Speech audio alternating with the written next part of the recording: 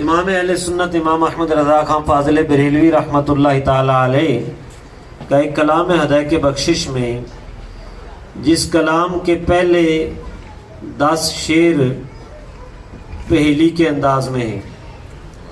پہیلی 11ویں شعر میں پہیلی کا جواب ہے اور 12واں شعر جو ہے وہ ہمارا آج کا موضوع ہے. سبحان اللہ. میں سارے شعر میں پڑھوں گا نہیں، بس تھوڑا سا آپ کو امام اہل سنہ کا انداز وہ دکھانا چاہتا ہوں کہ کس محبت سے، کس وارفتگی سے نبی پاک کا ذکر کرتے ہیں. کیونکہ محفل میلاد ہے تو ذکر مصطفیٰ صلی اللہ تعالی علیہ وسلم ہی تو میلاد کا نام ہے. تو کہتے ہیں نظر ایک چمن سے دو چار ہے، نہ چمن چمن بھی نثار ہے. اللہ اللہ. یہ پہلی کا انداز ہے. نظر ایک چمن سے دو چار ہے، نہ چمن چمن بھی نثار ہے. عجب اس گل کی بہار ہے کہ بہار بلبل زار ہے. سبحان اللہ. یعنی دو چیزیں ہیں اس پہلی میں، ایک چمن کی بات ہے اور ایک چمن کے گل کی بات ہے. سبحان اللہ.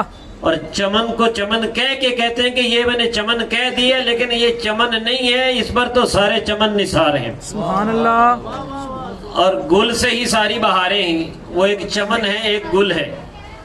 تھوڑا سا آگے چل کے کہتے ہیں کہ وہ نہ تھا تو باغ میں کچھ نہ تھا، وہ نہ ہو تو باغ ہو سب فنا. وہ ہے جان، جان سے ہے بقا. سبحان اللہ. وہی بن ہے اور بن سے ہی بار ہے.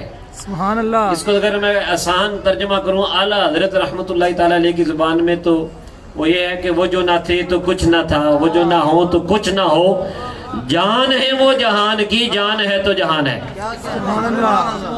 بہرحال پہیلی کے سارے شعر میں نے نہیں کہ یہ پہیلی میں اس چمن کی بھی شان بیان کر رہے ہیں، گل کی بھی شان بیان کر رہے ہیں.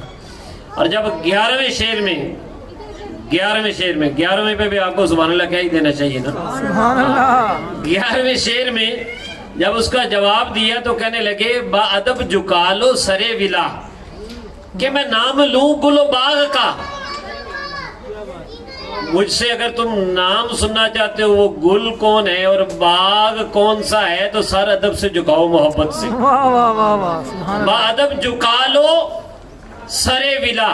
یہ عشق مصطفیٰ صلی اللہ علیہ وسلم رکھنے والوں کے لیے ہے کہ اگر ذکر مصطفیٰ سننا ہے تو ادب بھی ضروری ہے. سبحان اللہ. با ادب جھکا لو سرے ولا، کہ میں نام لوں گل و باغ کا. گل تر محمد مصطفیٰ ان کا پاک دیار ہے. سبحان جس اللہ. گل کی میں بات کرتا ہوں وہ ہیں جو محمد مصطفیٰ ہے، اور جو چمن ہے وہ مدینہ منورہ ہے. تو یہ محمد مصطفیٰ صلی اللہ علیہ وسلم کی ذات کی بات ہے کہ ان کے صدقے ہی سب کچھ بنا ہے. یہی میلاد میں ہم بیان کرتے ہیں. اور جو ہمارا موضوع ہے آج کا وہ 12واں شعر. ویسے بھی 12ویں میلاد شریف، تو 12ویں شعر میں کہا کہ وہی آنکھ ان کا جو منہ تکے. واہ. آنکھ کی بات کر رہے کیا بات کیا بات.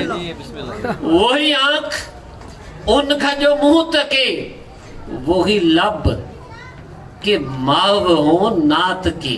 واہ واہ واہ. وہی لب کہ محو ہوں نعت کے، وہی سر جو ان کے لیے جھکے، وہی دل جو ان پہ نثار ہے. سبحان اللہ. یہ ہمارا آج کا موضوع ہے کہ آنکھ وہ ہے جو ان کا جلوہ دیکھے، لب وہ ہیں جو ان کی نعت سنائیں، سر وہ ہے جو ان کے لیے جھکے، اور دل وہ ہے جو ان پہ قربان ہو جائے. اور آسان کروں تو دل ہے وہ دل جو تیری یاد سے معمور رہا، سر ہے وہ سر جو تیرے قدموں پہ قربان گیا. اور آسان کرو تو دل یاد لئی بنایا ہے تعریف لئی زبان، سبحان اللہ. اکھیاں بنائیاں سونے دے دیدار سبحان واسطے. اللہ. سبحان اللہ. تو یہ ہماری زندگی کا مقصد ہے. ہمارے جسم کے جتنے بھی اعضاء ہیں، پارٹس آف باڈی، آنکھ ہو، زبان ہو، ہاتھ ہو، قدم ہو، جسم ہو، دھڑکتا دل ہو، سب ان کے لیے ہے۔ کیا بات، دل کو جو عقل دے خدا، تیری گلی سے جائے کیوں؟ کیا بات ہے، کیا بات۔ پھر کر گلی گلی تباہ، ٹھوکریں در در کے کھائے کیوں؟